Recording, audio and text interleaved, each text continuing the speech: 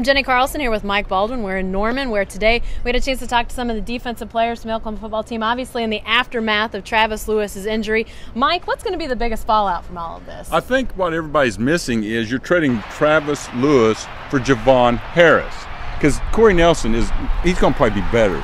I know that's hard to believe, a guy averaged 120 tackles a year, but on the NFL level, Corey Nelson's going to be that good. But they were experimenting, remember, to put Tony Jefferson, who made a big hit last year, the San Diego kid blowing everybody up, moving him to free safety. Well, now with his injury, he goes back to his nickelback spot. Corey fills in where he's been backing up, and Javon Harris is the guy at free safety. He's not fighting for his job anymore. He is the guy. Well, let's hear what the Sooners had to say about some of those changes today after practice. Have you got a long-term, is 8 weeks sound? Well, everyone's going to ask. It's too early to tell that. That's what they start off with, and then 4 or 5 weeks from now they'll check it, and maybe it's early, maybe it's later. They don't know that, and we won't know that. So don't ask me for at least 6 weeks. Okay. So I got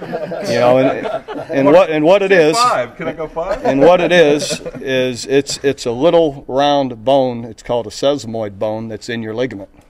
So it isn't any of his major weight bearing. It's a little small bone that's in the middle of your ligament that you can crack. And in fact, I cracked one my senior year and had to have it shot up the entire year, but mine wasn't in the big toe. So his is in the big toe, which is a little tougher to deal with, but it isn't any of his.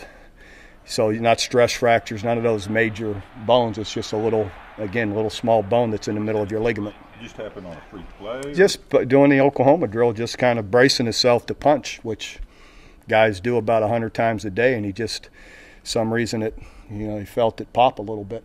I mean, as you said, you can't replace, a guy like Travis, a five-year senior, he's a 4-year starter. But we got guys who are going to be able to fill up and, step up in his absence. And, we're not going to miss a beat. I mean, he's definitely a playmaker, and, he's a big-time guy. But we got Corey stepping in there, and he's also that kind of guy. What does it mean specifically for you?